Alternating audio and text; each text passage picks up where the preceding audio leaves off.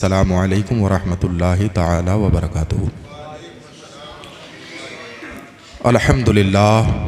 अल्हम्दुलिल्लाहि ला मानिअ लिहुक्मिही वला नाक़िज़ा लिक़ज़ाइही व क़दरिही वस्सलातु वस्सलामु वसनदी औलियाइही व अस्हाबिहिल मुआरिज़ीन बिअअदाइही अम्मा बाद।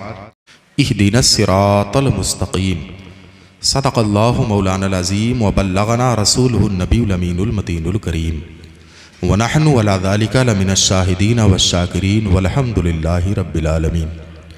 आइए सबसे पहले उस नबी की बारगाह में कि अगर पत्थरों पर अपने कदमों को रख दें तो पत्थर भी आपके कदमों का निशान अपने सीने पर ले ले।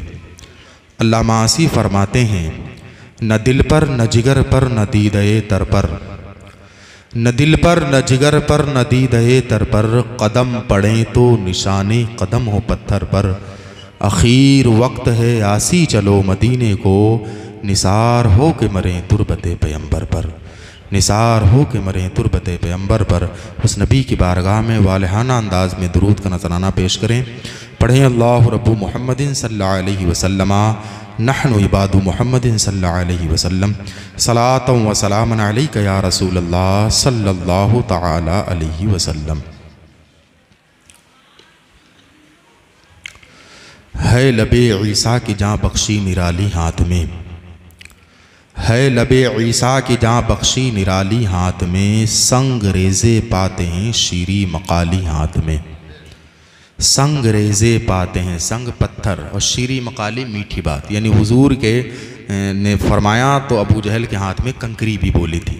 इस जानिब इशारा फरमाते हैं आला हजरत, संग रेज़े पाते हैं शीरी मकाली हाथ में। मालिके कौनैन हैं गो पास कुछ रखते नहीं।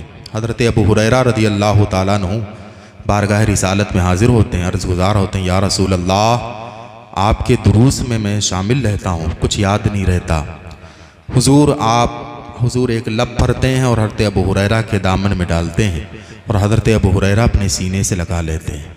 हज़रत अबू हुरैरा फरमाते हैं, उसके बाद मैं कोई बात नहीं भूला। आला हज़रत इसी के मंजर कशी करते हुए फरमाते हैं, मालिके कौनैन हैं गो पास कुछ रखते नहीं, दो जहां की नेमतें हैं उनके खाली हाथ में। और सुन्नियों अपने मुकद्दर पर कुर्बान जाओ कि हर हश्र में जब नफसी नफसी का आलम होगा, तमाम लोग परेशान होंगे, लेकिन जिनको हुजूर की शफात मिल जाए उनका क्या क्या आलम होगा। आला हज़रत फरमाते हैं, हश्र में क्या क्या मज़े वारफ्तगी के लूँ रज़ा, हश्र में क्या क्या मज़े वारफ्तगी के लूँ रज़ा, लौट जाऊँ पाके वो दामाने आली हाथ में, लौट जाऊँ पाके वो दामाने आली हाथ में। हज़रात ये महफिल सजाई और रजाई अल्लाह रब्बुल इज़्ज़त अपनी बारगाह में से कबूल फरमाए। सैयद साहब क़िबला की भी आमद है। चंद लम्हात के लिए मैं आप हज़रात के सामने हूँ। मेरी बातें आपको ये ना समझ कर कि ये तकरीर है बुला दी जाए, ये ना समझ कर आप सुने, बल्कि आप ये सुने कि मैं कुरान और अहादीस की चंद बातें आप हज़रात के सामने रखूँगा, आप इन पर सिर्फ अमल करें। आप अमल कर लेंगे तो हमारे भी तकरीर करने से फ़ायदा होगा और आपका भी इंशाअल्लाह फ़ायदा होगा। इससे पहले एक बात आप सुन लें, घबराएं नहीं यहाँ बैठने से। हज़रत अबू बकर सिद्दीक़ रज़ी अल्लाह ताला अन्हु, मर्तबा आप उनका जानते हैं। हज़रत उमर फ़ारूक बहुत बड़े मर्तबा के हामिल हैं, लेकिन आप हज़रत उमर फ़ारूक फरमाते हैं कि मैं इंसान नहीं होता, बल्कि मैं इसी पर खुश रहता कि मैं हज़रत अबू बकर के सीने का एक बाल होता। वो हज़रत अबू बकर सिद्दीक़ रज़ी अल्लाह ताला अन्हु फरमाते हैं कि दीन का एक छोटा सा मसला भी सीख लेना ये 1000 रकात नवाफिल पढ़ने से अफजल है। तो आप यहाँ पर दीन के मसाइल सीखने की गरज से बैठें, इंशाअल्लाह हमारा भी बेड़ा पार होगा और आपका भी बेड़ा पार होगा। कुरान मुक़द्दस की मैंने एक आयत मुबारका तिलावत की। अल्लाह रब्बुल इज़्ज़त इरशाद फरमाता है, इहदिनस सिरातल मुस्तक़ीम। बंदों को दुआ सिखाता है, बंदो अपने रब से दुआ करते रहो, मौला हमें तो सीधा रास्ता चलाता रहे। कौन सा रास्ता? सिरातल लदीना अनअमता अलैहिम, वो रास्ता जिस पर तूने इनाम किया, वो रास्ता जिस पर तूने इनाम किया। किन पर इनाम किया? अल्लाह रब्बुल इज़्ज़त खुद फरमाता है, अनअमल्लाहु अलैहिम मिनन नबिय्यीना व सिद्दीकीना व शुहदाई व सालिहीन। अल्लाह रब्बुल इज़्ज़त ने इनाम फरमाया नबियों पर, सिद्दीक़ों पर, शुहदा पर और सालिहीन पर। यानी नबियों, सिद्दीक़ों, शुहदा और सालिहीन का रास्ता आप अपनाएं।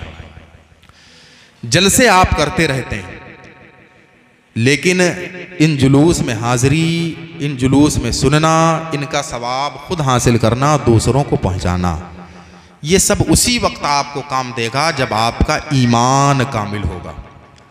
अगर आपका ईमान कामिल नहीं है, वो रास्ता नहीं है जिन पर अल्लाह रब्बुल इज़्ज़त ने इनाम फरमाया। यानी आप अपने आप को मुसलमान तो कहलाते हैं, लेकिन रास्ता आप भटके हुए हैं। नबियों वाला रास्ता या सिद्दीकीन या शुहदा सालिहीन वाला रास्ता नहीं है।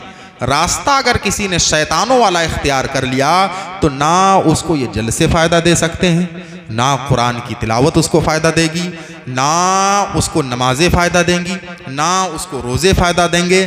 सबसे पहले आपको वो रास्ता चुनना है जो अल्लाह के नेक बंदों का रास्ता है। और जब वो रास्ता आप चुन लेंगे जो अल्लाह के नेक बंदों का रास्ता है, तो अगर आप गुनाहगार भी होंगे तो अल्लाह रब्बुल इज़्ज़त उन बंदों के सदके में आपकी मग़फ़िरत फरमा देगा। अब हमारे अंबिया और तमाम तर सुलहा सल्फ़ सालिहीन का रास्ता क्या है, उनके क्या अक़ायद व नज़रियात हैं, चंद बातें मैं आप हज़रात के सामने रखता हूँ। लेकिन सबसे पहले आप ये समझें, ईमान कहते हैं मजबूती से उस चीज़ को मान लेना जो अल्लाह के नबी अल्लाह की जानिब से लेकर आए, उस पर दिल की गिरह बांध लेना, किसी तरह का भी उसमें शक और तरद्दुद नहीं होना चाहिए। अगर शक और तरद्दुद हुआ तो आप ईमान वाले नहीं हैं। हुजूर जो लेकर आए वो तमाम हक है, इन तमाम चीज़ों को मान लेना ही ईमान है।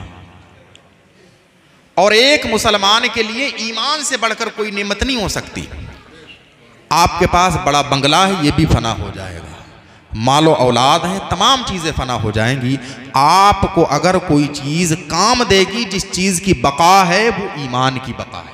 सारी चीज़ें यही दुनिया तक रह जाएंगी, बाकी रहने वाली सिर्फ एक शय है और वो बाकी रहने वाली शय ईमान है। तो इस वजह से हमें ईमान मजबूत करना सबसे पहले ज़रूरी है। अल्लाह रब्बुल इज़्ज़त ने जाबजा कुरान मुक़द्दस में ईमान पर अल्लाह रब्बुल इज़्ज़त ने बड़ा ज़ोर, बड़ी ताकीद फरमाई।